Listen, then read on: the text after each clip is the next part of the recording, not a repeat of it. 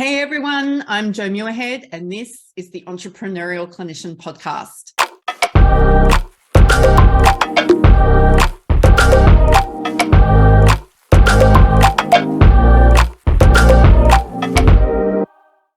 Okay, and welcome to another episode of the Entrepreneurial Clinician. Hello, g'day. I am Jo Muirhead, the host of the Entrepreneurial Clinician podcast, and I'm looking forward to sharing with you today something that I find rather interesting to talk about, and that is the concept of fulfillment. How do we experience fulfillment in our work? It's an incredibly important topic. And it's one that I'm hoping in the next 20 minutes or so that you will get some greater insight into why things are working for you or why things are not working for you, particularly if you own a private practice, want to start a private practice, or work in a private practice. So I'm Jo Muirhead. I've made that known, and I was the queen of overwhelm. I was extremely, really very excellent at overwhelm. You could ask me to do anything and I would say yes. I was one of those type A personalities where I was constantly trying to prove my worth by doing work and how much more work I could do.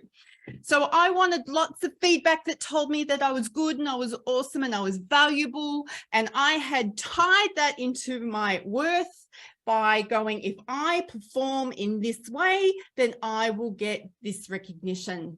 And guess what happens? One day, all of that falls apart because we just can't function like that over and over and over again without it having some cost. So it had some costs for me, which will be the topic of future episodes. But today I want to speak about fulfillment. And I want to give you a little bit of insight into fulfillment and how it turns up or becomes something that we can't quite grasp when we start the entrepreneurial clinician journey. So when I wrote my book, yes, I am still talking about the book. It was pre-COVID times.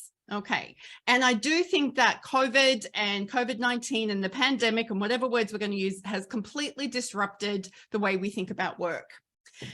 You only need to spend a little bit of time on Instagram in the Reels section to look at the ways your potential employees are talking to each other about work, getting insights from them about what quiet quitting really means for them.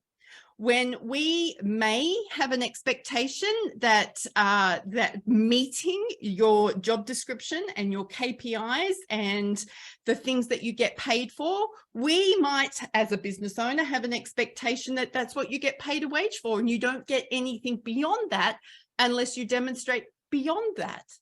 Yet we have generations of younger people, younger than me, especially, who are going, but I don't want anything beyond that. I'm here to do my job in the hours that you provide me with the resources that you give me, and that's all I'm going to do. So we have an incredible potential for disconnect between business owners, especially those of us who might be Generation X's or Y's, where we feel like we've worked really hard. We've worked really hard to create these businesses, and these newbies should just be grateful that they have a job, where the potential employees are walking around going, do you know the war for talent out there? You should be grateful that I turned up every day. So I want to speak into fulfillment because we as health professionals can't begin to pretend for a moment that the way that we attract and retain good staff is by simply giving them more perks, more money, less time to work, because that is not what health professionals got into this for. If you've got an employee, or if you yourself are just chasing the next dollar, then good luck to you, because it'll come a time when you can't do that anymore. And then you will recognize that that is not what kept you in this field. So for most of us who got up and kept going throughout the years of the pandemic, throughout the years of the burnout, through when we've got limited resources that seem to be poorly aligned to, social justice practices and even best practice medicine, what keeps us going? Well, there's something about this work that helps us feel fulfilled. There's something about this work that makes us get up every day and go, I want to help people. I want to make a difference in the lives of people. It is not, I'm going to turn up today and meet my KPIs. I can assure you, when I was managing a large national team where it was a billable hours environment, the quickest way I could lose everybody on my team was to talk about their billable hours. So we've got to learn to have a different conversation. And I think the conversation we all need to start having and getting good at having and being prepared to have is this conversation around what is it about this work that fulfills you. So quite a lot of us get disillusioned. Put up your hand or go, hell yeah, Joe, if you have ever been disillusioned by your work. Some time ago, I got to do a ride along with the New South Wales Ambulance Service for 2 weeks. I sat in, sometimes I just sat in the emergency for a whole shift waiting for the ambulance patient to be transferred to the hospital. 8 hours, still wasn't transferred. But I got to spend 2 weeks, daytime, nighttime, morning shift, afternoon shift. I was assessing the psychological demands of the role of ambulance officers in New South Wales. It was a really, really cool project. But the thing that stopped ambulance officers at that point in time, because it was some time ago now, the thing that stopped them from falling in love and being in love with their job was being taken off the road for what they thought was stupid, incidental, inconsequential things. Ambulance officers at that point in time knew they were employed to save lives. They are critical care. They are first on the scene. There's a huge adrenaline rush. They used to be known here in New South Wales as the most trusted profession. There's a lot of status for ambulance officers, or AMBOs as we call them here in Australia.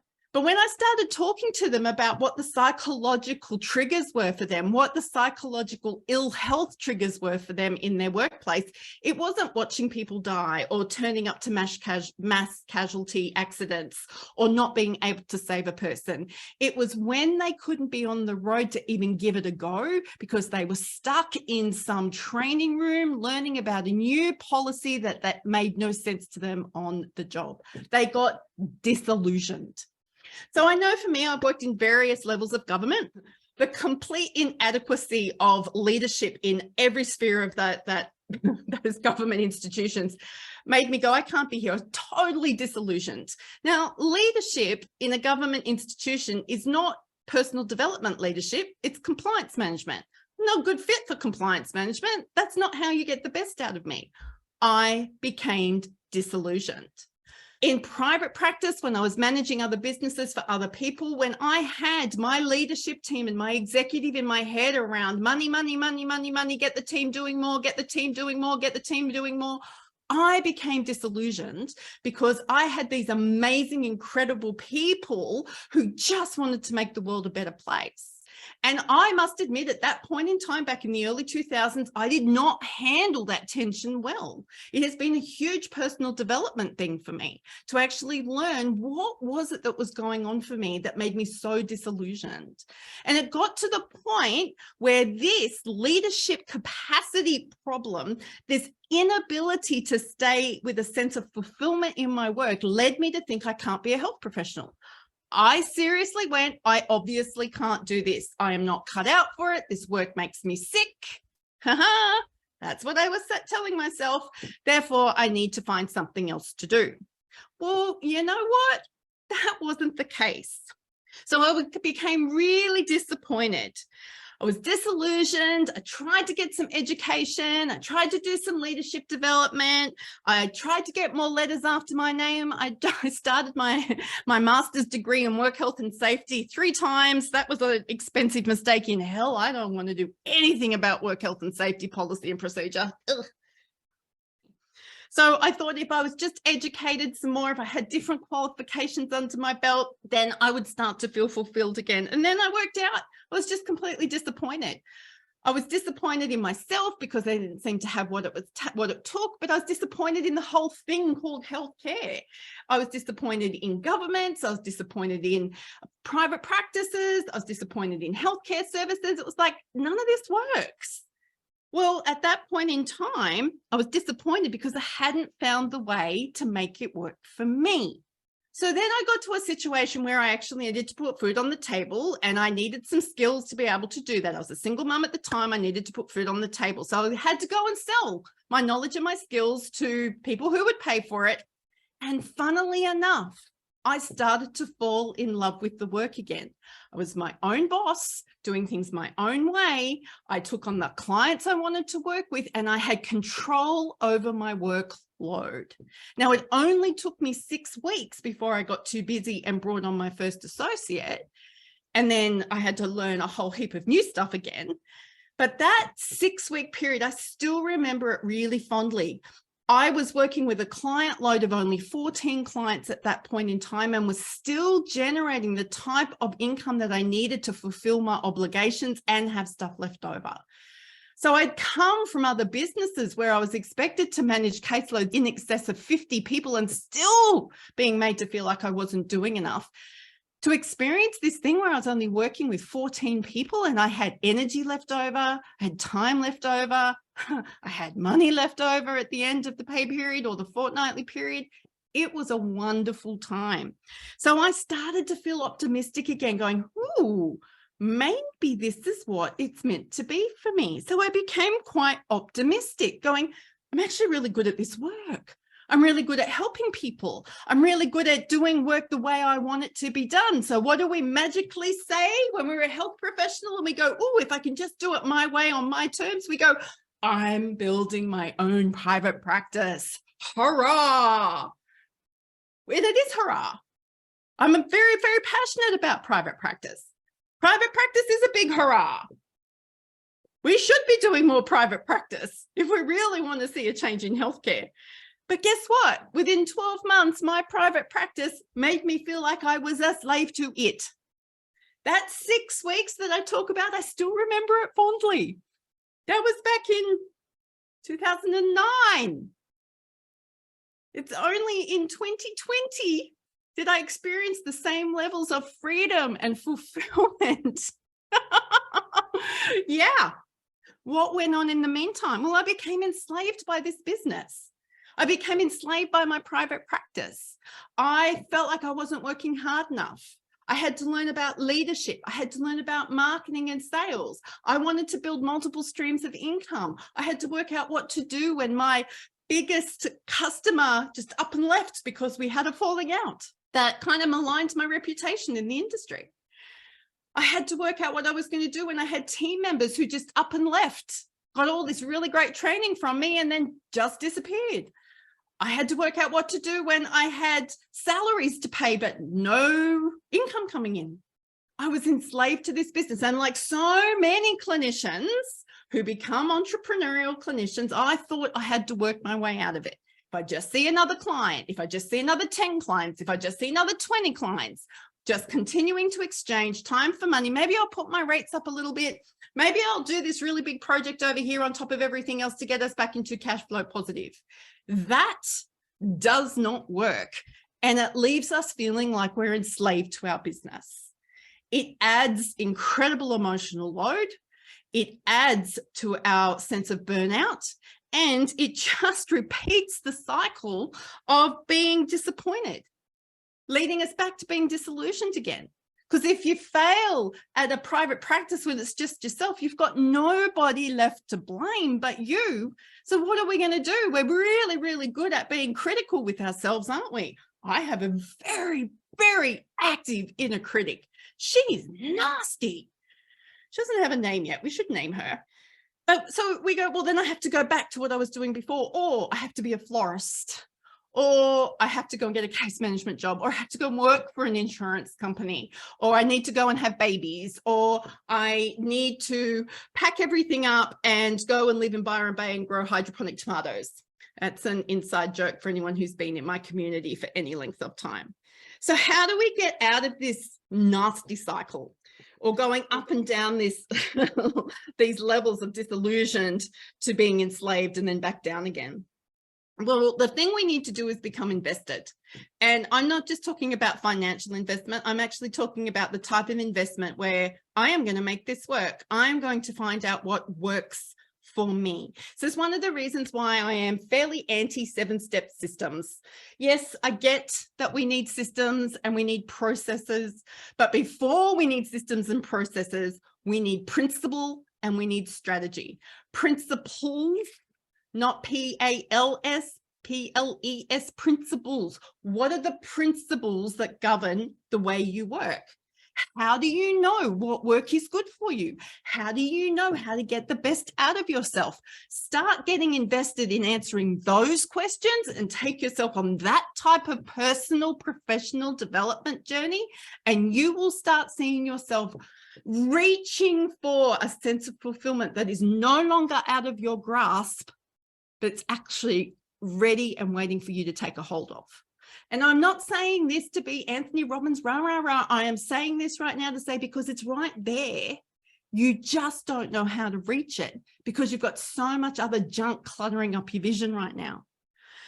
So when we're invested, we're curious. When we're invested, we're not living from a place of insecurity or knee-jerk reaction or fear. When we're invested, we know that the buck stops with us. I am the person who gets to work this out. I am the person who is in control of this situation. Don't always like what's going on, but it stops with me. I'm not waiting on a boss to give me praise. I'm not waiting on somebody else to tell me I'm doing a good job. I'm not waiting for my next paycheck. I am in control of all of that, which means I'm in control of my workload, which means I'm in control of my workflow. These are keys if we want to keep burnout at bay. That's why it's so hard to do it in a hospital, because you haven't got control of your workload there. And some people thrive in that environment. I was not one of them. Take my hat off to the emergency nurses or any nurse listening to this podcast. You are an outstanding breed of person. Thank you for what you do, because I can't do what you do. So once we start looking at being invested, which sometimes means putting time out there, I need to learn about this about myself, going away, going on a retreat, spending time in an intensive, learning about yourself, the stuff that makes you get excited, not because it gets everybody else excited, but because it gets you excited. The stuff that keeps you going, the stuff that makes you go, this is how I put food on the table every week and how I can put food on the table for 30 other people in this business. Because once we are self-determined, we then can be in flow.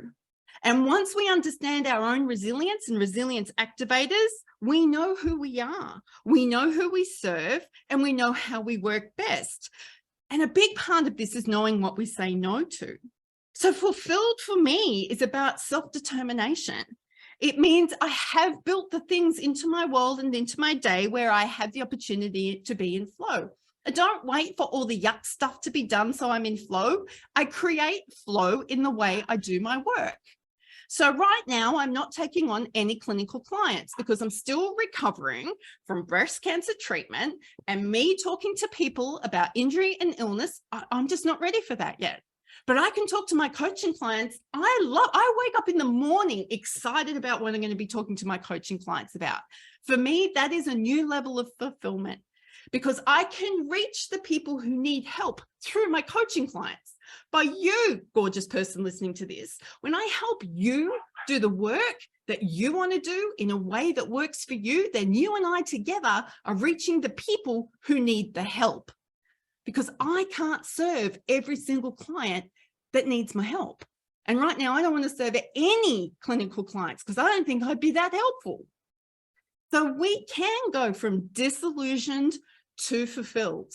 And I think this process of fulfillment is something that we have to constantly look at. I would be looking at that in my planning every 12 months. I do. I make my ladies in the Daring Dozen Mastermind that I host, we do this every 12 months in our planning. It's like, what's going to fulfill us? What's fulfilling us? What's changing? What do we need to be aware of? What's changing in me?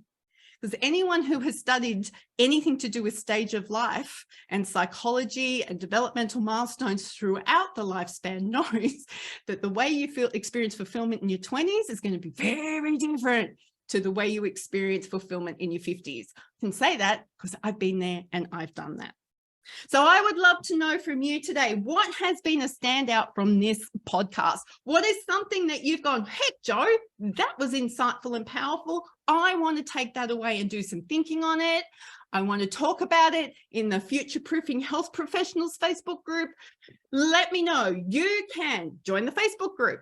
You can send an email. You can write it somewhere that I can see it. There's lots of different ways that you can find me. But what I would love most of all for you today is write a review, give this a rating, and share this episode with somebody else who needs to have this conversation around fulfillment in their work. So I'm Jo Muirhead, the host of the Entrepreneurial Clinician podcast, and I look forward to talking to you again very soon.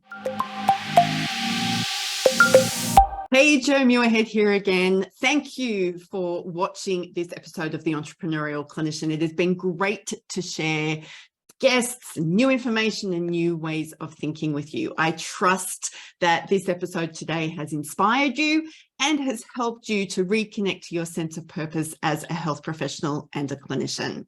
Before we move on, just want to remind you that these sessions, these episodes, are provided for educational purposes only.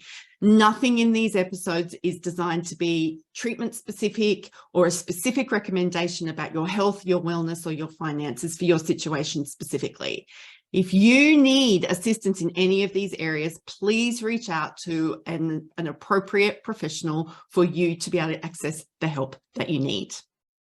If you have enjoyed these episodes and would like to see more, please subscribe to the YouTube channel and make sure you leave me a comment below. And I look forward to bringing you more great, inspiring stories where I get to learn just as much as you do. Until next time, go be your awesome self.